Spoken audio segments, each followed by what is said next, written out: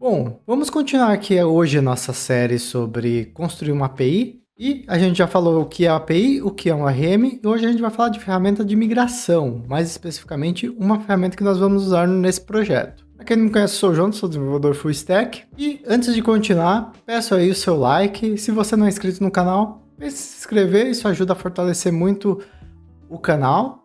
Mas sem muita enrolação, vamos direto ao ponto aqui.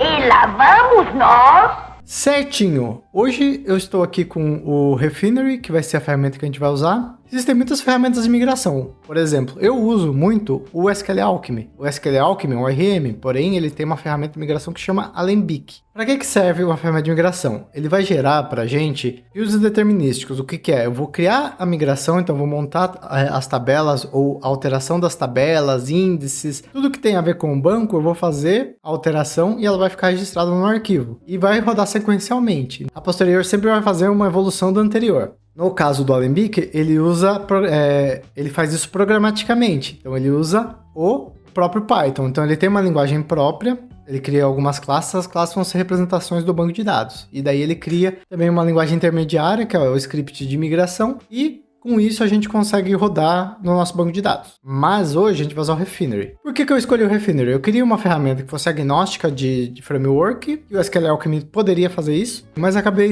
escolhendo uma ferramenta em Rust mesmo. E o lado bom dela é que a gente pode fazer nossas migrações SQL, que era uma coisa que eu queria fazer para esse projeto. Então, eu vou usar o Refinery. Refinery é uma ferramenta escrita em Rust, só que ela é agnóstica de linguagem. Então, você pode usar ela sim como um client, como é, por exemplo, o Alembic no SQL Alchemy, no seu framework Python, seja Flask ou FastAPI, Falcon. Porém, ele faz migrações SQL. Então, eu acabei escolhendo ele em detrimento ao Alembic, porque eu posso criar as migrações direto aqui em SQL Alchemy e posso alternar, tanto em .SQL quanto usando o Barrel ou algum mapeador de classes de banco de dados. E ele pode ser feito programaticamente, como a gente vai fazer, que é fazer um executável que vai rodar nossas migrações, mas também ele pode ser usado como CLI, que a gente não vai focar nisso hoje, mas a gente poderia criar uma ferramenta de migração, um CLIzinho para rodar dentro da nossa aplicação. Aqui eu vou criar um executável mesmo, esse executável vai rodar essas migrações como uma coisa apartada. Mas por que essa ferramenta? Por que usar uma ferramenta de migração? Bom, eu trabalhei em muitos lugares que trabalhavam com RM, e o RM às vezes tinha uma ferramenta de migração, porém, a empresa, muitas vezes por algum motivo alheio à minha vontade, ou que não fazia muito sentido, ou até fazia sentido, não usava as migrações. Teve até empresas que eu trabalhei que usavam, por exemplo, o Alembic em Python, porém gerava o SQL que o Alembic gerava e rodava manualmente no banco de dados. Entre muitas ferramentas de terceiros, eu já trabalhei com ferramentas próprias que a empresa tinha, então ela tinha todo um sistema de fazer o desenho do esquema do SQL, depois gerar a migração do banco, que um DBA verificava, quanto uma ferramenta que é muito famosa no mercado, que é o Flyway, que basicamente é uma ferramenta que você gera as migrações em SQL. Com essas migrações você consegue, você tem um DBA que pode verificar e aprovar a migração, e aí ela roda automaticamente no sistema. Ele faz lá uma task e ela roda. No nosso caso, o Flyway é muito mais simples, então a gente vai criar um executável que vai rodar de um container que vai rodar as migrações. E vai rodar a parte da nossa aplicação. Nesse caso aqui, a gente vai ter vários frameworks diferentes com o mesmo banco de dados. Porém, você pode ter até os mesmos frameworks, mas uma base em comum. Existem outra forma de você usar é que realmente você tem várias linguagens diferentes e você tem a mesma base de dados, digamos assim. Você pode usar o SQL, o Refinery para todos os bancos de dados da sua empresa. Pode usar várias linguagens intermediárias, porque daí qualquer um pode mexer no banco do coleguinha sem afetar sem precisar saber a linguagem que ele trabalha. Bom, eu tô aqui no site do Refinery, né? Tinha falado algumas coisas, mas a gente vai criar primeiro o nosso repositório. Então eu vou chamar aqui de Finance Migrations.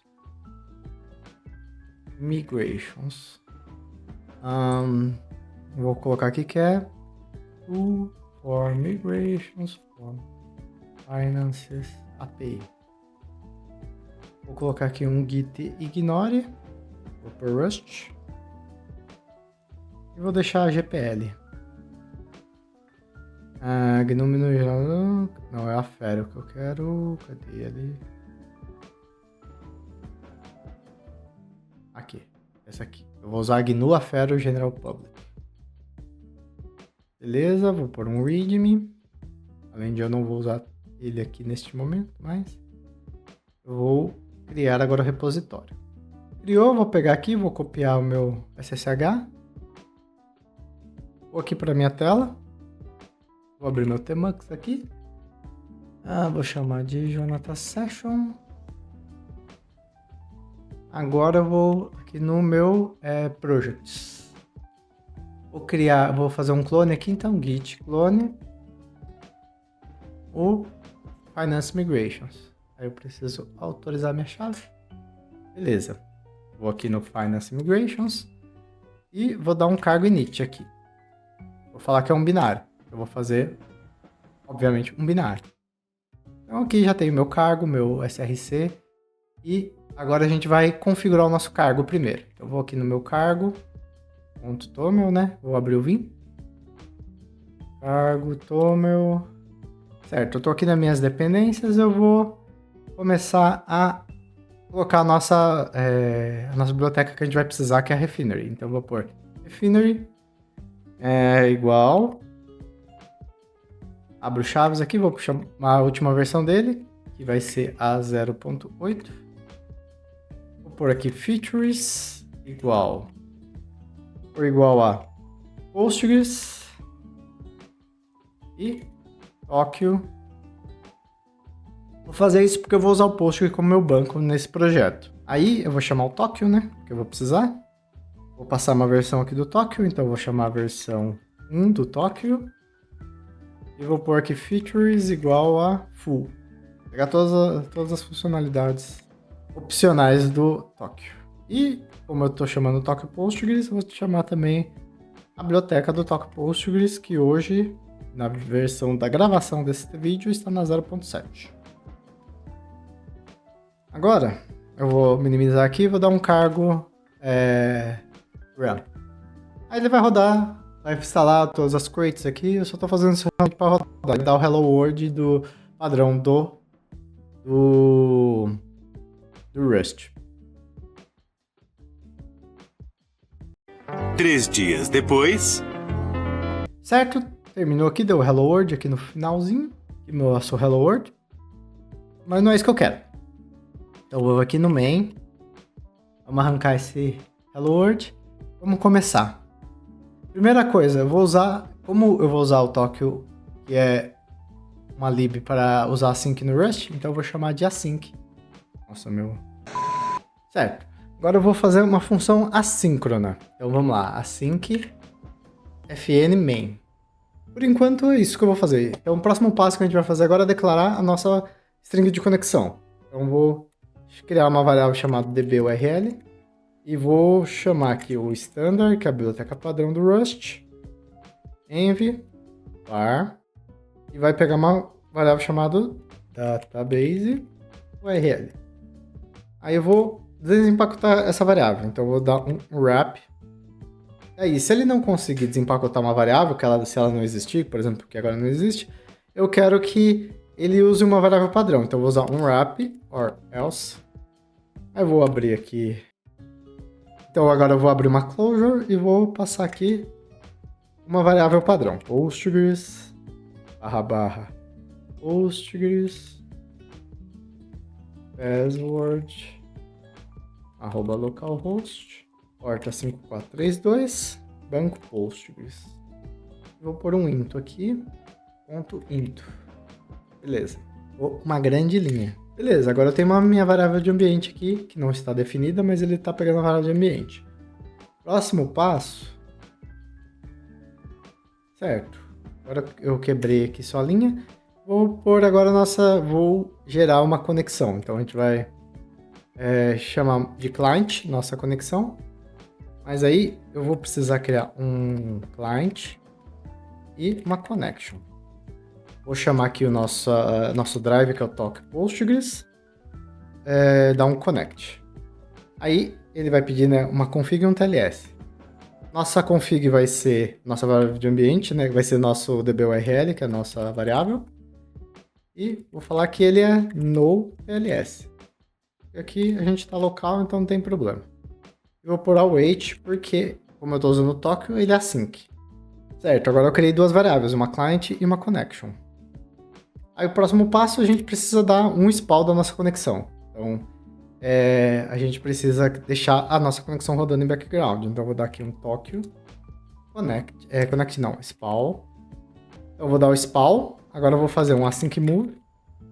E vou passar aqui a nossa conexão. Vou pôr aqui if let um erro, né, qualquer. Se der algum erro, eu vou pôr nessa variável connect. Vou pôr aqui connection await. Aí eu abro um bloco de código e ponho aqui, vou pôr no print ln, a macro, e vou colocar aqui connection error. Vou passar aqui o nosso erro. Eu poderia só dar um connection await aqui, por exemplo. Não precisaria fazer esse tratamento aqui, porque se eu desse um toque spawn connection await, ele já vai lançar a conexão para mim. Só que se der qualquer problema com o meu banco de dados, eu quero que ele print esse erro. Então por isso que eu joguei numa variável o erro, caso aconteça, né? E depois ele print esse erro para mim. Então aqui eu estou usando uma variável condicional. Agora, aqui faltou um ponto e vírgula. Certo. Próximo passo que a gente tem que fazer. A gente tem que fazer que o nosso cliente seja mutável. Então, vou criar de novo a variável client, só que eu vou chamar ela de mutável. E ele vai receber o client. Ou seja, eu só estou recebendo o mesmo atributo, só que agora ele é uma variável mutável. Então a gente precisa disso para nossa conexão. E agora a gente volta aqui na documentação.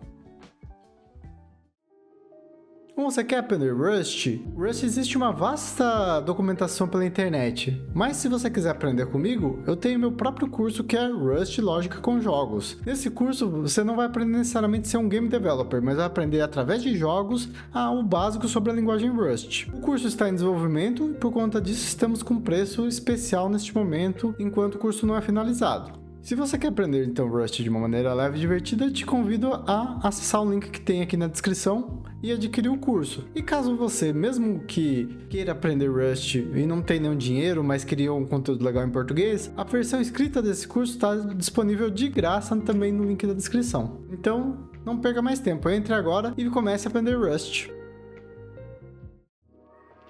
Bom, como que funciona o nosso Refinery? Aqui tem um exemplo, que a gente chama a nossa conexão aqui, no caso ele cria uma conexão do REST-Lite. A gente precisa criar um módulo chamado embed e passar o caminho da nossa migração. E depois a gente gera a conexão. Então aqui ele abre a conexão, né? E chama esse cara que é mais importante, porque a gente tem esse módulo embed e ele importa o embed migrations. Então a gente chama embed migrations, a função aqui, o método runner, e ele vai pegar a conexão que a gente gerou e vai rodar as migrações, vai fazer a execução. A gente vai fazer isso agora. Então vou voltar aqui, a gente já tem o nosso client. Então, eu vou fazer um pouco diferente, eu não vou fazer igual o exemplo ali, porque eu quero criar uma espécie de relatório das migrações. Então, toda vez que eu rodar uma migração ou fazer alguma coisa, esse embed, esse runner dentro do embed, que é o módulo que a gente vai criar aqui, pega uma importação da biblioteca do Refinery, ele tem algumas mensagens das execuções que ele está fazendo. Então a gente vai jogar ele para uma variável e vamos printar na tela esse relatório das migrações que ele está fazendo, ou o erro que acontece quando ele tenta executar a migração. Certo, a gente vai ter que criar primeiro o nosso embed. Então eu vou vir aqui em cima, vou criar um módulo chamado embed. Certo, então aqui eu vou pôr já o toque post, que ele não importou aqui automaticamente. Eu vou pegar o toque post no TLS. E é só essa variável aqui que ele não importou. Agora a gente vai criar o nosso módulo, como eu disse. Módulo embed. Deixa eu ver se está escrito certo. Embedded, tá certo. Abro um bloco de código. Agora eu uso Refinery. Vou importar o embed migrations. E aqui embaixo eu vou pôr aqui embed migrations e vou passar o diretório das minhas migrações. Eu vou chamar de migrations. E aqui vai ficar assim mesmo, só para você pôr ponto e vírgula. E o embed migrations está errado? Embed migrations não está certo. Ok, agora que a gente tem as nossas migrações, a gente tem uma outra questão. A gente precisa ter esse diretório. Deixa eu salvar aqui. Vou minimizar aqui o meu editor. Vou criar uma pasta chamada migrations. Então vou chamar aqui mkdir. Deixa eu deixar maior um pouquinho. clear. Vou criar aqui migrations, mkdir migrations. A minha pasta de migrações. Agora eu tenho aqui dentro da minha estrutura o meu Rust, né? O meu git ignore do Rust, a minha licença, meu readme, meu cargo, minhas migrações e meu source, certo? Por enquanto eu não vou criar nosso SQL, eu só vou criar aqui porque eu preciso disso quando eu for rodar minhas migrações. Certo. Aí, eu tô com o meu client aqui agora. Certo, agora eu vou criar a nossa variável report. Let report igual. Agora eu vou chamar o meu módulo, que chama embedded. Vou agora importar o migrations, porque ele tá com o import lá. Agora eu vou importar o runner. Aí eu preciso rodar ele async, então eu vou ter que dar um run async. Vou passar uma variável mutável para rodar o async, por isso que o nosso client precisava ser mutável. Então vou passar aqui o client. E vou pôr um await porque ele é async também. Aí se ele rodar aqui corretamente, eu vou pôr um print. Print ln, nossa macro do sucesso. E vou passar aqui, migrações aplicadas com sucesso. Agora eu vou mostrar o que apareceu no meu report. Então vou vir aqui e vou criar um for m em report. E aqui vai ter, se tiver várias migrações, ele vai ter várias mensagens, né? Eu vou procurar, vou pegar aqui o applied migrations. Vou abrir aqui um bloco. Aí vou fazer um outro print. E vou chamar aqui. Abre e fecha chaves. Por aqui a versão. Outra variável aqui. Aí eu vou pegar o m.name, que é o nome da migração, e o m.version. Eu vou pôr aqui. Agora, se tudo for certo, eu vou passar aqui um OK. Só porque eu não quero que ele faça nada necessariamente. Então, aqui eu vou ter que fazer um retorno.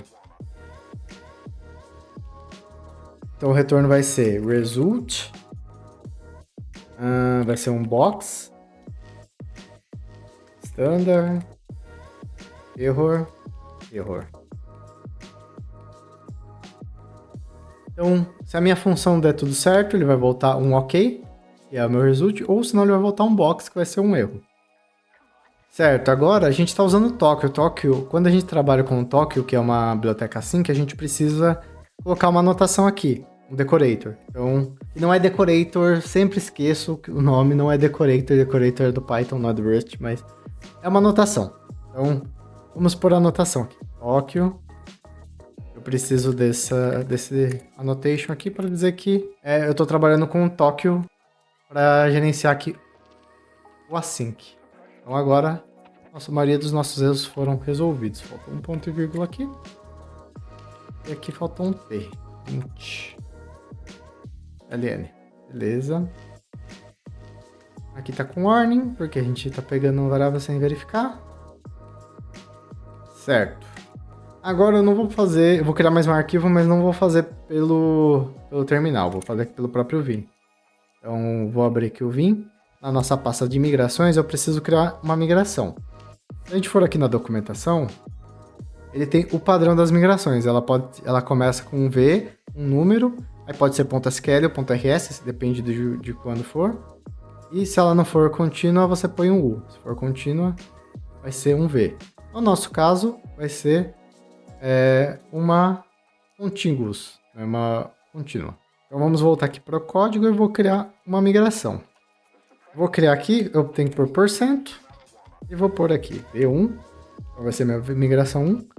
Vou pôr 2 underscores e vou pôr init. E vai ser .sql porque, como eu falei, eu vou criar uma migração .sql.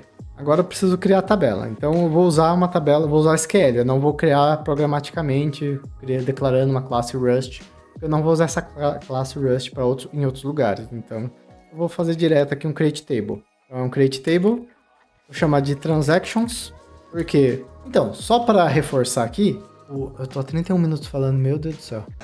Então, só para recapitular aqui, esse projeto aqui é uma API de finanças pessoais. Então, para todos os templates que eu vou fazer, todos os frameworks que eu vou utilizar, eu vou criar só uma tabela chamada Transactions e eu vou registrar uma transação, ou um débito ou um crédito. Eu vou só fazer essa operação, não vai ter login, não vai ter nada. A gente só vai trabalhar realmente, fazer um CRUD dentro de uma transação de uma finança, seja um débito ou um crédito. Então o nome da nossa tabela é Transaction. Voltando para a tela, vou abrir aqui um parênteses, vou passar os atributos da tabela. Então vai ser um ID, vai ser um serial, vai ser primary key, aí depois eu vou pôr uma variável data, vai ser date, not null.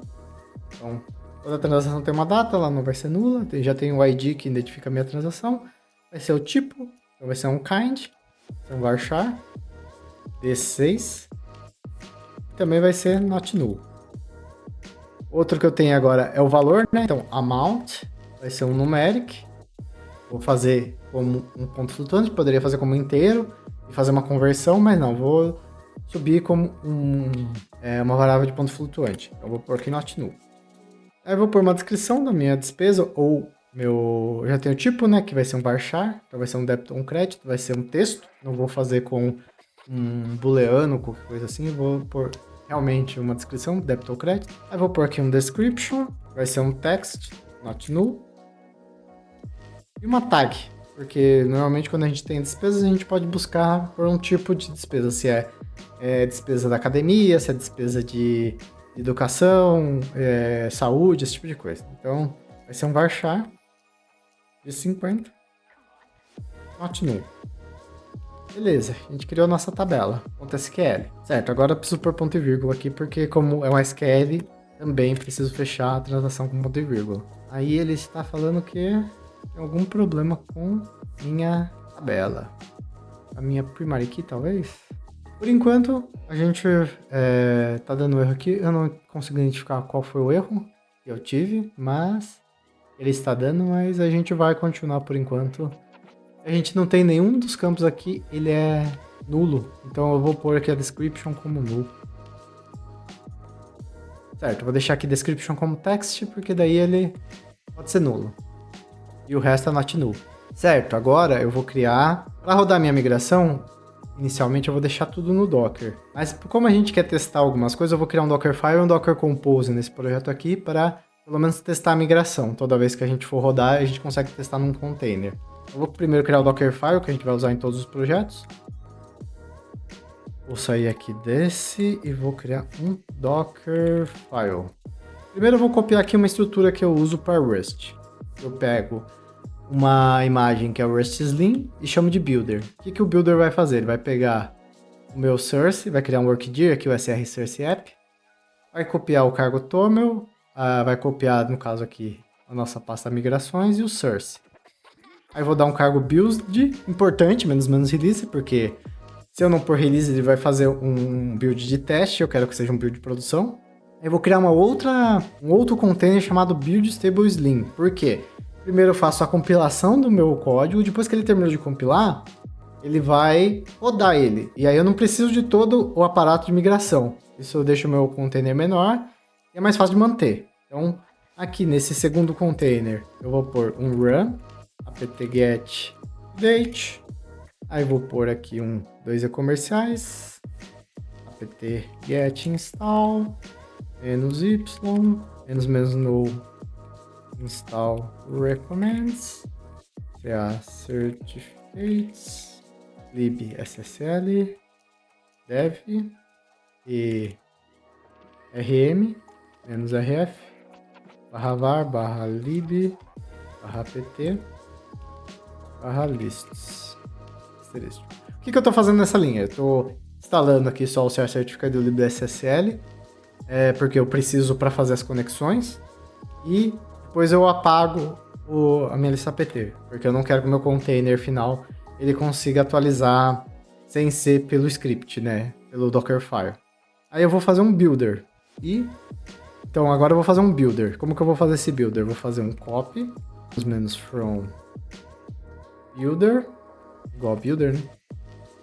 Só lembrando que o builder é o nome, é o alias que eu dei. Quando eu coloco CS, eu estou dando um alias. Então, a minha imagem aqui que eu fiz esse build, eu chamei de builder. Eu estou copiando desta imagem anterior nosso executável, que vai ser, ele vai estar em um SR, barra source, barra app, barra target, barra release, barra refinery migrations. Daí como que eu sei que o nome do executável vai ser esse? Vai ser o que está no meu cargo. Então eu vou entrar aqui no meu cargo Tomel. Tá como Finance Migrations, na verdade. Então eu vou pôr aqui como Finance. Deixa eu ver como que tá ali. Finance Migrations. Então é Finance Migrations. Isso aqui. Certo. Então eu copiei meu executável. A próxima coisa que eu preciso fazer aqui é passar uma env aqui no meu database URL.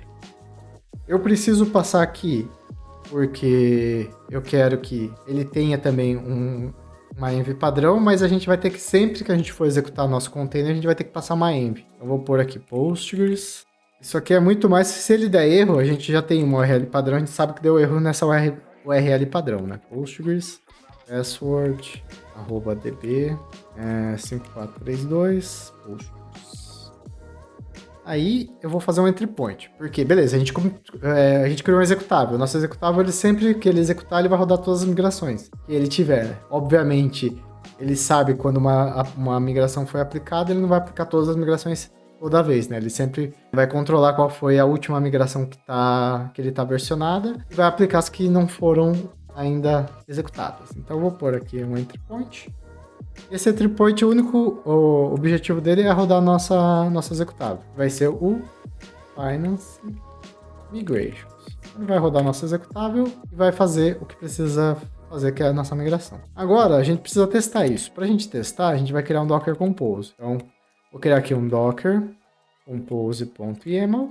Aqui eu vou dar uma roubadinha e vou copiar o Docker Compose já inteiro. E só vou explicar para vocês. Certo, então eu tenho meu serviço. E eu tenho um DB, que é o nosso banco de dados que a gente vai testar. Ele vai pegar a última versão do Postgres. Ele tem aqui em Environment. O nome do usuário é Postgres, o nome da senha é Password.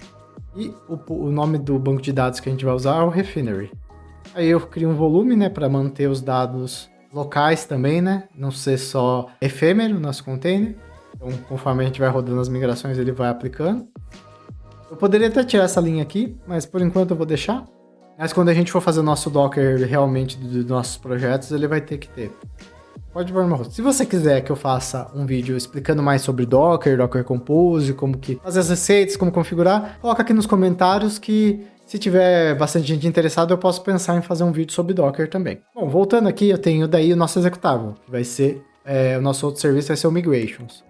Então, ele vai fazer um build. Aqui eu coloquei um ponto, que ele está fazendo o build do Dockerfile que está no repositório local, então no mesmo nível ali, se tiver um Dockerfile, ele vai fazer o build. Ele depende que o DB esteja rodando e eu deixo um restart on failure, porque quando eu fiz os testes para esse projeto, eu vi que às vezes o banco não terminou de subir e falha na migração. Então ele vai ficar tentando até ele ter sucesso. Se falhar, ele vai restartar de novo. E aqui a nossa palavra de ambiente correta. O nome do nosso banco é Refinery. Se você olhar aqui, o meu banco eu coloquei Postgres, que é o padrão. Então é só para a gente sempre ter essa base. Eu deixei aqui TTY true só para não matar o banco. Para o container ficar rodando mesmo que a gente não esteja usando. E aí o volume, né, que é o DB-Data que eu declarei. Beleza. Agora vem a hora da verdade. A gente vai rodar o nosso Docker Compose aqui e vamos ver se vai funcionar. Então ele vai fazer a migração. E agora já deu um erro. É no nosso Dockerfile. Vamos lá. Linha 17. Deu um erro no nosso copy aqui. Deixa eu ver o que eu fiz errado. Aqui eu já vi qual foi o erro. O erro foi: eu passei aqui o caminho do builder, mas não passei o caminho da minha aplicação, né? Do meu container atual, para onde eu estou copiando. Eu vou copiar então ele para usr, local, bin, Finance Migrations. Por que eu tô pondo no SR local bin? Porque se eu colocar no SR local bin, ele vira no executável do meu sistema, e aí quando ele rodar o Entry Point Finance Migrations, ele já conhece como executável dentro do sistema e vai executar o que eu quero. Então agora a gente pode rodar de novo nosso Docker Compose, e ele vai fazer o build, né, dessa imagem, que é um Debian, vai fazer o deploy. No caso, ele está fazendo deploy já e terminou e deu um erro aqui no nosso apt, porque eu não devo ter faltado alguma coisa. Ok, eu já achei aqui o problema. O recommends tem 2 M's. Em inglês a gente vê aqui. Agora vamos rodar de novo o Docker Compose. 6h30 depois. Certo, deu um erro aqui agora. Vamos ver o que aconteceu. Todo o meu vídeo de Rush tem que dar um erro de compilação. Field name struct migration is private. Então tá falando que mname é um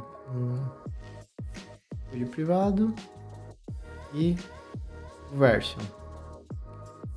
Aí se ele for um método, coloca parênteses. Vamos voltar aqui. Vamos lá no nosso main. É esse erro mesmo que o compilador falou. A gente precisa ir aqui no name e passar como método. Beleza. Agora eu minimizo e rodo de novo o nosso build. E aí ele vai buildar de novo nosso executável, que demora um pouquinho, né? Porque Rust é uma linguagem que demora para compilar. 2000 anos depois. Certo. Agora a gente está com um erro aqui na nossa migração. Tá falando erro em aplicar migração V1. Tipo DB, causa do erro. DB, severity error, parser severity, sum error, Kelly state 42, mensagem, sintaxe de erro perto do barra. Então a nossa migração realmente estava com um problema. Vamos lá e vamos voltar aqui e olhar nossa migração. Migrations init V1 SQLite. Certo, acho que eu sei qual que é o erro. O erro é aqui, ó. Não pode ter essa última vírgula. Bom, esse é um ponto, esse é um ponto de você trabalhar com SQL. Esses errinhos de SQL você vai ter que ir testando para pegar, né? Mas aqui é um erro básico de SQL, eu deveria só ter tirado a vírgula, basicamente, para ele poder reconhecer. Ok, agora a gente roda de novo. Uma eternidade depois. Ainda tá dando erro porque ele ainda tá com a vírgula. Vamos voltar aqui. Eu salvei, eu acho que eu vou ter que pedir para compilar de novo. Eu vou dar um menos build, menos force recreate, para ele recriar o container de novo. Para pegar a migração correta. Passou tanto tempo que o velho narrador cansou de esperar e tiveram de chamar um novo. Certo. Terminou agora. Vocês podem ver, migrações aplicadas com sucesso. Foi a init, a versão 1. E terminou com código 0, porque ele termina de executar e encerra com código 0 porque ele terminou sem erro. O que isso quer dizer? Quer dizer que ele gerou a tabela e executou. Quando for no nosso ambiente produtivo, ele vai rodar e vai morrer mesmo.